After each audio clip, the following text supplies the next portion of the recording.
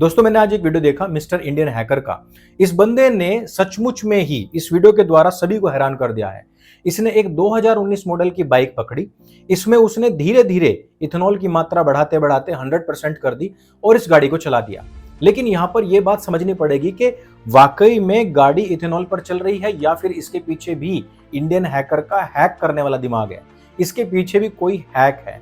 जो वीडियो देख रहे हैं उन लोगों को लग रहा है कि हाँ भाई 100% के ऊपर यह बाइक चल सकती है, लेकिन दूसरी तरफ का तबका ये भी कहेगा कि भाई ये ना बंदा सरकार ने खरीद लिया है, इसको पक्का ना गडकरी ने फंडिंग करी होगी। लेकिन जितने भी लोगों ने इस वीडियो को देखा है वो जानते होंगे कि मिस्टर इंडियन हैकर ने इसमें कितनी ईमानदारी बरती है और कहां पर उसने चाल चली होगी। लेकिन एक बात सच कहूं, पक्ष हो या विपक्ष, दोनों ही अपनी अपनी जगह पर सही है, क्योंकि 100% इथेनॉल पर बाइक का चल जाना यह जरूर साबित करता है कि इथेनॉल कोई ऐसा ईंधन नहीं है जिस पर इंजन चल ही ना सकता हो। लेकिन किसी इंजन का स्टार्ट होकर कुछ किलोमीटर तक चल जाना और उसी इंजन का 50,000 या 1,00,000 किलोमीटर तक सुरक्षित चलना, दोनों बातें ना बहुत डिफरेंट होती हैं। आदमी नंगे पांव 100 मीटर दौड़ सकता है, भाग सकता है, इसका मतलब ये नहीं है कि उन्हीं नंगे पांव वो मैराथन की दौड़ कर सकता है या भारत का तकरीबन 100 किलोमीटर नाप सकता है। वैसे भारत के अंदर 100% इथेनॉल पर चलने वाली बाइक कोई नई खोज नहीं है।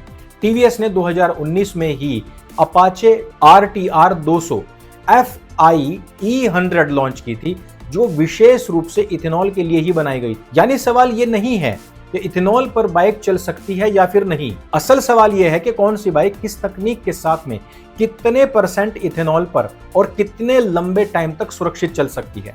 अब इसका विज्ञान बहुत ही सरल भाषा में समझिए। इथेनॉल में प्रति लीटर पेट्रोल से कम ऊर्जा होती है, इसलिए सामान्य पेट्रोल इंजन में इथेनॉल की मात्रा बढ़ने पर माइलेज कुछ कम हो सकती है। लेकिन दूसरी तरफ इथेनॉल का ऑक्टेन बहुत अच्छा होता है। अगर इंजन को उसी हिसाब से डिजाइन कर दिया जाए, कंप्रेशन का रेशियो सही रखा जाए, ECU और फ्यूल इंजेक्शन को ट्यून कर दिया जाए, तो इथेनॉल की खूबियों का फायदा भी उठाया जा सकता है। यानी कि इथेनॉल खराब ईंधन नहीं है, लेकिन पेट्रोल के लिए बने इंजन में इथेनॉल डालकर उससे इस गाड़ी को खींचना, ये कहीं ना कहीं फिर गलत साबित हो जाता है। पेट्रोल के लिए बने हुए इंजन में इथेनॉल डाल करके उससे बिल्कुल पेट्रोल जैसा ही परफॉर्मेंस मांगना, यह वैज्ञानिक सोच नहीं है। ज्यादा इथेनॉल वाले ईंधन के लिए केवल इंजन ही नहीं बल्कि फ्यूल पंप, इंजेक्टर, रबड़ सील्स, पंप्स और दूसरे पार्ट्स भी कंपैटिबल होने चाहिए। फ्लैक्स फ्यूल गाड़ियों में जो ECU होता है वो ये पहचान सकता है कि टंकी में कितना इथेनॉल है और उसी हिसाब से फ्यूल एयर मिक्सचर और इग्निशन टाइमिंग एडजस्ट भी कर सकता है। ब्राजील जैसे देशों में यह तकनीक बहुत वर्षों पहले इस्तेमाल हो चुकी है, इसीलिए भारत भी ऐसी गाड़ियां बना सकता है और बना भी रहा है, जो E20 से आगे E85 और जरूरत के अनुसार ज्यादा इथेनॉल वाले फ्यूल पर भी चल सके। अब सवाल यह है कि भारत इतनी तेजी से इथेनॉल की तरफ क्यों जा रहा है, और इसका सिंपल सा कारण है हमारी तेल के ऊपर निर्भरता। भारत अपनी जरूरत का लगभग 88% कच्चा तेल विदेशों से खरीदता है। दुनिया में युद्ध हो रहा है, खाड़ी देश पूरी तरीके से तनाव में है, डॉलर महंगा होता है, इससे तेल की कीमत बढ़ती है और झटका सीधे हमारी ही अर्थव्यवस्था और हमारी जेब तक पहुंचता है। ऐसे में अगर पेट्रोल में 20% इथेनॉल मिलाने से देश का थोड़ा भी कच्चा तेल आयात कम होता है, विदेशी मुद्रा बचती है और पैसा भारतीय किसानों तथा भारतीय उद्योगों तक पहुंचता है, तो ये विचार अपने आप में गलत नहीं है। किसानों के लिए भी इसमें बहुत बड़ी संभावना हो सकती है। गन्ने से निकलने वाले मोलाइसिस, मक्का और भविष्य में एग्रीकल्चर वेस्ट से इथेनॉल बनाया जा सकता है। यानी किसान केवल अन्नदाता नहीं, वो ऊर्जादाता भी बन सकता है। लेकिन यहाँ पर सरकार को बहुत ही सावधान रहना होगा। अगर इथेनॉल बनाने के लिए हम उन्हीं इलाकों में और ज्यादा गन्ना तथा पानी वाली फसलें उगाने लगे जहां पर भूजल पहले से ही संकट में है, तो हम पेट्रोल की समस्या हल करते करते पानी की नई समस्या खड़ी कर देंगे। और ये मुझे बिल्कुल भी आप लोगों को समझाना नहीं पड़ेगा कि एक बार को हमारा पेट्रोल डीजल के बिना काम चल सकता है, लेकिन जल के बिना नहीं।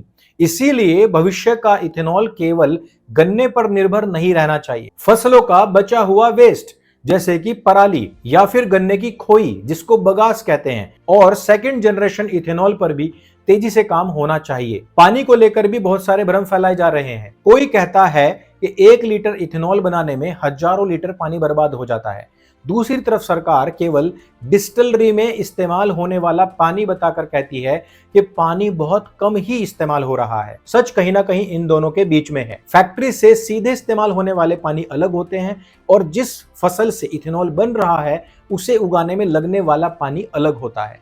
इसलिए पर्यावरण का असली हिसाब तभी बनेगा जब हम खेत से लेकर फ्यूल टैंक तक पूरा का पूरा लाइफ साइकिल देखेंगे। केवल फैक्ट्री का पानी दिखा करके खेत का पानी गायब नहीं किया जा सकता और फसल में इस्तेमाल होने वाला पानी केवल इथेनॉल के सिर डाल देना यह भी पूरी तरीके से गलत है, क्योंकि किसान गन्ना तो उगा ही रहा है। वो भले ही चीनी के लिए गन्ना उगाए या गुड़ शक्कर के लिए उगाए या फिर उसमें आग देने के लिए उगाए, वो जो खेती में पानी जा रहा है वो तो इस्तेमाल होगा ही होगा। अब आते हैं इस पूरी की पूरी नीति में सरकार की सबसे बड़ी कमजोर कड़ी पर। मेरे हिसाब से समस्या इथेनॉल नहीं है, समस्या है ट्रांजिशन का तरीका। भारत में करोड़ों पुरानी गाड़ियां हैं जिन्हें उस समय पर E20 के हिसाब से डिजाइन नहीं किया गया था। अब पेट्रोल पंपों पर E20 तेजी से सामान्य ईंधन बन चुका है, लेकिन पुराने वाहन मालिकों को बहुत ही साफ जानकारी नहीं मिली कि उनकी गाड़ी E20 के लिए सुरक्षित है या फिर नहीं।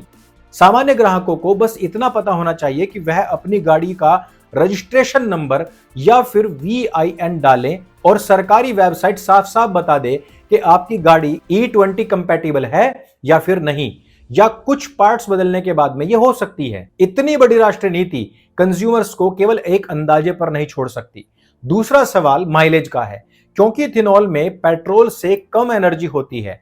कुछ गाड़ियों में E20 से फ्यूल इकोनॉमी थोड़ी कम हो सकती है।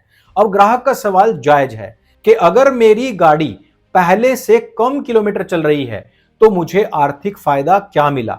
सरकार यह कह सकती है कि देश का क्रूड इंपोर्ट कम हुआ है, फॉरेन एक्सचेंज बचा है, किसानों को लाभ मिल रहा है, यह राष्ट्रीय लाभ है। लेकिन कंज्यूमर भी इसी प्रकार से पूरी व्यवस्था का हिस्सा होता है। इसीलिए भविष्य में ज्यादा इथेनॉल वाले फ्यूल की कीमत तय करते समय केवल प्रति लीटर कीमत ही नहीं बल्कि कॉस्ट पर किलोमीटर भी देखनी पड़ेगी। तीसरा सवाल बनता है लॉन्ग टर्म ड्यूरेबिलिटी का।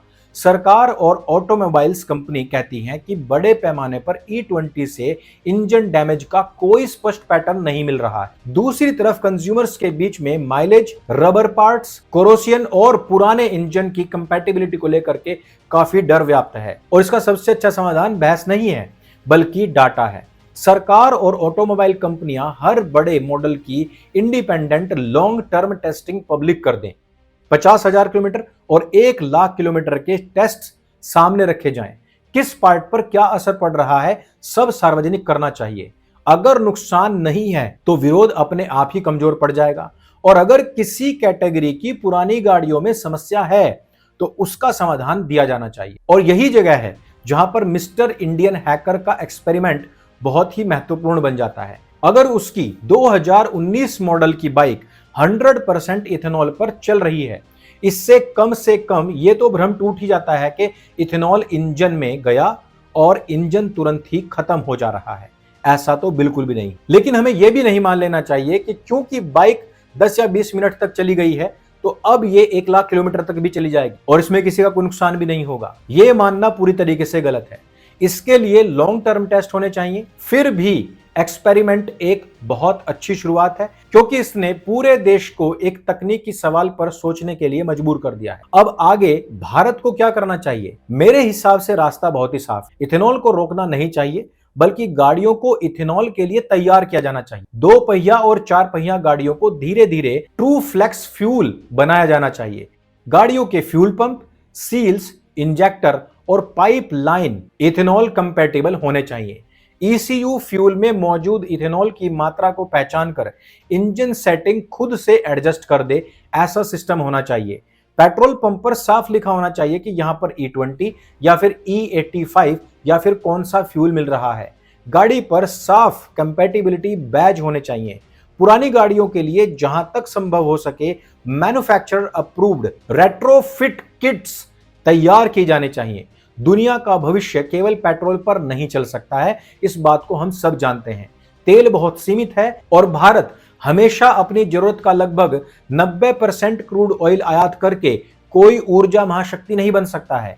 हमें इथेनॉल भी चाहिए, हमें इलेक्ट्रिक भी चाहिए, हमें हमें हाइब्रिड भी चाहिए, हमें सीबीजी भी चाहिए, और सबसे बड़ी बात हमें सोलर भी चाहिए, और जहां पर जरूरत हो वहां पर हाइड्रोजन भी चाहिए। जिस प्रकार से अभी आपने देखा होगा कि हाइड्रोजन से चलने वाली ट्रेन्स भी अब भारत में चल रही हैं। एनर्जी सिक्योरिटी एक्चुअली किसी एक फ्यूल का धर्म नहीं होती है, और यह कर्तव्य हर एक भारतीय का बनता है, परंतु सरकार का भी यह कर्तव्य बनता है कि भाई कस्टमर्स को लूटे नहीं, उनको जो जानकारी देनी है वो समय पर देते रहें। जो तकनीक जहां सबसे उपयोगी होती है वहां उसका इस्तेमाल होना ही चाहिए। इथेनॉल से पर्यावरण को भी फायदा होता है, लेकिन यहां भी अंधा प्रचार नहीं होना चाहिए। अगर इथेनॉल ऐसी फसल से बन रहा है जिसमें बहुत ज्यादा पानी और फर्टिलाइजर्स खर्च हो रखे हैं, फिर जो डिस्टिलरीज हैं वो फॉसिल फ्यूल से चली और इथेनॉल हजारों किलोमीटर ट्रांसपोर्ट हुआ, तो उसका एनवायरमेंटल बेनिफिट कम हो जाता है। अगर हमारे पश्चिमी उत्तर प्रदेश में गन्ना बेहद मात्रा में है, तो सीधी सी बात है कि भाई कच्चा माल हमारे यहां पर है, तो उसका प्लांट कहां लगना चाहिए? पश्चिमी उत्तर प्रदेश में लगे, यहीं से वो पूरे के पूरे आसपास के क्षेत्रों में डिस्ट्रीब्यूट हो। फिर कोई फैक्ट्री एक ऐसे ही महाराष्ट्र में लग जाए, वहां पर भी गन्ना काफी होता है, वहां से इसी प्रकार से उधर के क्षेत्र में डिस्ट्रीब्यूट हो जाए। और उससे भी बड़ी समस्या यह है कि अभी जितना गन्ना उगाया जा रहा है उतना गन्ना उग रहा है, तो बहुत अच्छी बात है, लेकिन कोई इन फैक्ट्रीज के चक्कर में आकर के और ज्यादा गन्ना उगाने लग जाए, और ज्यादा पानी उसमें बर्बाद होने लग जाए, और ज्यादा फैक्ट्रीज में इस प्रकार का इथेनॉल बनने लग जाए, उसके बाद में हमारी सरकार 50-60 रुपए लीटर इस इथेनॉल को बाहर के देशों में बेचने लग जाए, तो यह सबसे बड़ी मूर्खता है कि 3-4 हजार लीटर जल पहले हम डुबोएं और फिर 1 लीटर एथेनॉल बनाएं और उसको 60-70 रुपए में बेच दें। यह पूरी तरीके से नाकाबिले बर्दाश्त हो जाएगा। इससे हमारा एनवायरमेंट और हमारा भूजल पूरी तरीके से नष्ट हो जाएगा। लेकिन हां, अगर एग्रीकल्चर वेस्ट हो, पराली है, क्रॉप रेसिड्यूज हैं, इनसे अगर सेकंड जनरेशन एथेनॉल बनता है तो कहानी पूरी तरीके से बदल सकती है। सोचिए, जिस पराली को किसान आज खेत में जला देता है और जिससे उत्तर भारत पूरी तरीके से धुएं में डूब जाता है, अगर कल उसी पराली से गाड़ियों का ईंधन बनने लग जाए, किसान को पैसा मिले और क्रूड ऑयल इंपोर्ट भी कम होने लग जाए, तो इससे बेहतर सर्कुलर इकोनॉमी कोई हो सकती है क्या? इसलिए इथेनॉल के विरोधियों से मैं कहूंगा कि यह कहना कि इथेनॉल पर गाड़ी नहीं चल सकती और इसको पूरी तरीके से बंद कर देना चाहिए, तो मैं ऐसे लोगों की बात नहीं मानूंगा।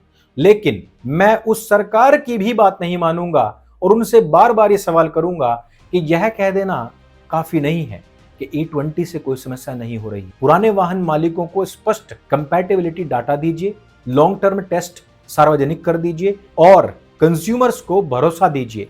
इसी पूरी बहस का निष्कर्ष मेरे लिए बहुत ही साफ और स्पष्ट है।